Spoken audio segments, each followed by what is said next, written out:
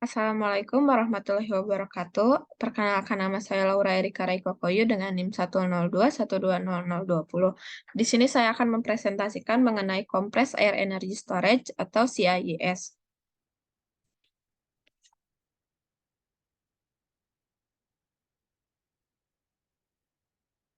Yang akan pertama saya bahas yaitu latar belakang.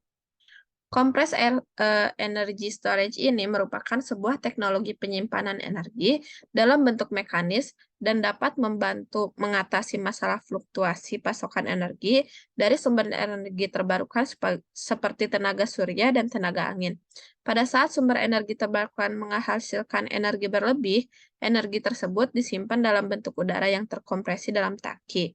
Saat pasokan energi terbarukan menurun, energi tersebut dilepaskan dan digunakan untuk menghasilkan listrik melalui turbin uap. Selanjutnya, energi listrik berlebih saat off-peak digunakan untuk memutar kompresor dan menghasilkan udara bertekanan, dan disimpan dalam penyimpanan tangki atau bawah tanah. Penyimpanan energi terkompresi CIES ini diketahui memiliki potensi kuat untuk menghadirkan penyimpanan energi berkinerja tinggi dalam skala besar dan biaya yang relatif rendah dibandingkan dengan solusi lainnya. Eee, yang kedua yaitu ada kelebihan dan kekurangan, di mana kelebihan dari CIES ini adalah, kemampuan untuk menyimpan energi dalam jumlah yang besar dengan biaya investasi yang relatif rendah dibandingkan dengan teknologi penyimpanan energi lainnya seperti baterai. Dan kelemahannya yaitu rendahnya efisiensi dalam mengkonversi energi dari listrik menjadi energi potensial udara yang terkompresi, dan kemampuannya yang terbatas untuk menyimpan energi dalam waktu yang lama. Selanjutnya yaitu prinsip kerja Compressed Air Energy Storage. Dapat dilihat pada gambar ini, CIES bekerja dalam proses udara ambien dikompresi melalui kompresor ke dalam satu atau lebih reservoir penyimpanan selama periode permintaan listrik rendah atau off-peak, dan energi disimpan dalam bentuk udara kompresi bertekanan tinggi di reservoir.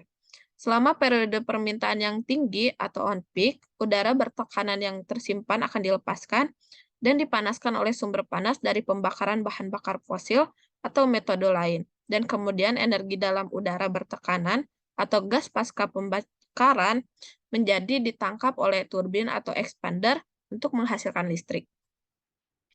Selanjutnya yaitu blok diagram sistem.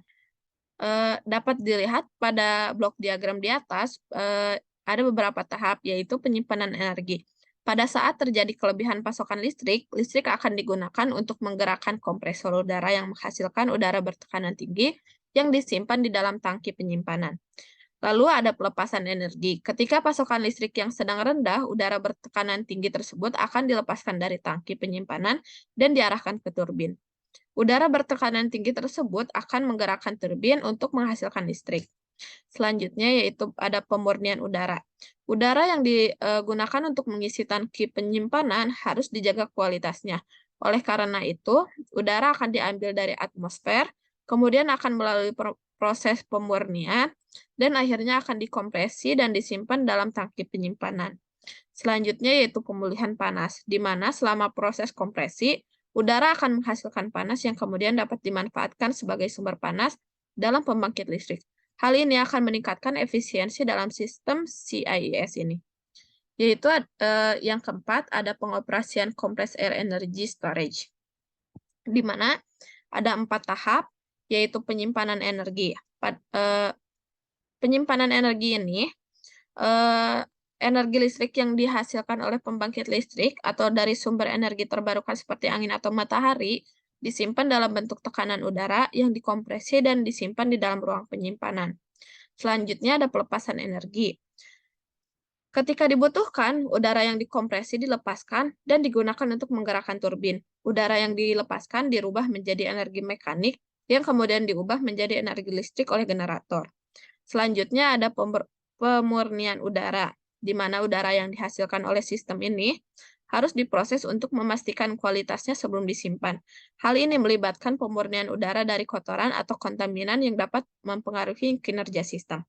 Selanjutnya ada sistem kompresi, di mana pada sistem ini adalah bagian penting dari sistem CIES karena membutuhkan energi listrik untuk mengkonversi udara menjadi tekanan tinggi.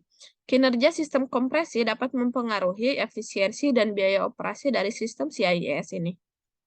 Selanjutnya, hubungan penggunaan compressed air energy storage dengan SDGs, di mana terdapat 3 hubungan yang berkaitan dengan SDGs. Yang pertama ada affordable and clean energy, di mana penggunaan sistem CIS ini dapat membantu dalam meningkatkan akses terhadap energi bersih dan terjangkau.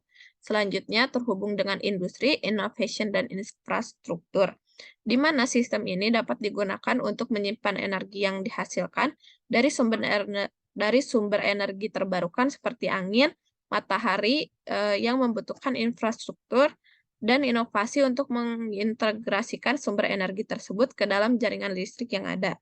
Dan yang terakhir yaitu climate action, di mana penggunaan sistem CIS ini dapat membantu dalam mengurangi emisi gas rumah kaca dengan menggantikan pembangkit listrik fosil yang lebih beremisi dengan sistem penyimpanan energi listrik yang bersih dan ramah lingkungan. Sekian dari saya, mohon maaf bila ada kesalahan. Assalamualaikum warahmatullahi wabarakatuh.